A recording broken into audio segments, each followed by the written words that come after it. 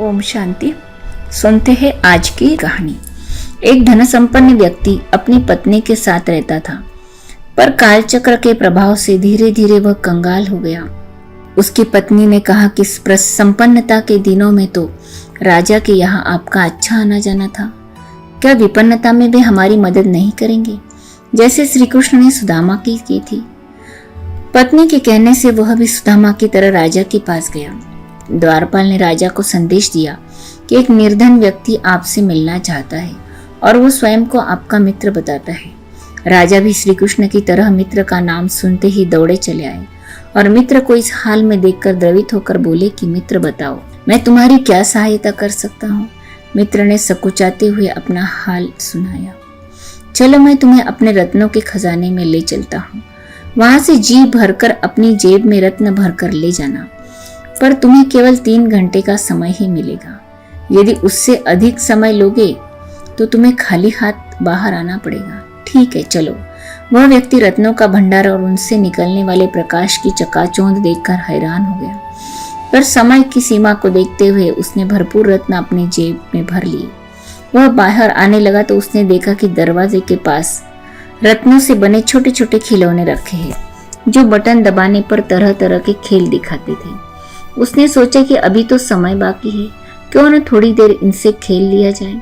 पर यह क्या, वह तो खिलौने के साथ खेलने में इतना मग्न हो गया कि समय का भान ही नहीं रहा। उस समय घंटी बजी तो समय सीमा समाप्त होने का संकेत था और वह निराश होकर खाली हाथ ही बाहर आया। राजा ने कहा, मित्र निराश होने की आवश्यकता नहीं है, चलो मैं तुम्हें अपने स्वर्ण के खजाने में ले चलता हूँ, वहां से जी भरकर सोना अपने थैले में भरकर ले जाना, पर समय सीमा का ध्यान अवश्य रखना है। ठीक है।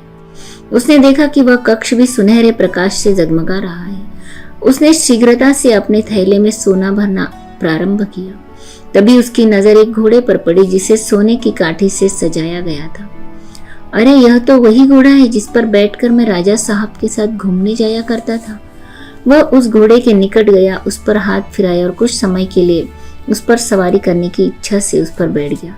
पर यह क्या, समय सीमा समाप्त हो गई और वह अभी तक सवारी का आनंद ही ले रहा था। उसी समय घंटी बजी जो समय सीमा समाप्त होने का संकेत था और वह घोर निराश होकर खाली हाथ बाहर आ गया। राजा ने कहा, मित्र निराश होने की आवश्यकता नहीं, चलो मैं तुम्हें अपने रजत के खजाने में ले चलता हूँ, वहां से जी भरकर चांदी अपने ढोल में भरकर ले जाना, पर समय सीमा का ध्यान अवश्य रखना। ठीक है। उसने देखा कि वह कक्ष भी चांदी की धवल आभा से शोभायमान था। उसने अपने ढोल में चांदी भरनी आरंभ कर दी, पर इस बार उसने तय किया कि वह समय सीमा से पहले कक्ष से बाहर आ जाएगा, पर समय तो अभी बहुत बाकी था। दरवाजे के पास चांदी से बना एक झल्ला टंगा हुआ था, साथ ही एक नोटिस लिखा हुआ था कि इसे छूने पर उलझने का डर है, यदि उलझ भी जाओ तो दोनों हाथों से सुलझाने की चेष्टा बिल्कुल न करना। उसने सोचा कि ऐसी उलझने वाली बात तो कोई दिखाई नहीं देती है, बहुत कीमती होगा, तभी बचाव के लिए लिख दिया होगा। देखते हैं कि क्या माजरा है। बस फिर क्या, हाथ लगाते ही वह ऐसा उलझा कि पहले तो एक हाथ से सुलझाने की कोशिश करता रहा, जब सफलता न मिली तो दोनों हाथों से सुलझाने लगा, पर सुलझा न सका और उसी समय घंटी बज गई। समय सीमा समाप्त होने का संकेत था और वह निराश होकर खाली हाथ ही बाहर आ गई। राजा ने कहा, मित्र कोई बात नहीं, निराश होने की आवश्यकता नहीं, अभी तांबे का खजाना बाकी है, चलो मैं तुम्हें अपने तांबे के खजाने में ले चलता हूँ, वहां से जी भरकर तांबा अपने बोरे में भरकर ले जाना, पर समय पर सीमा का ध्यान जरूर रखना। ठीक है। मैं तो जेब में रत्न भरने आया था और बोरे में तांबा भरने की नौबत आ गई।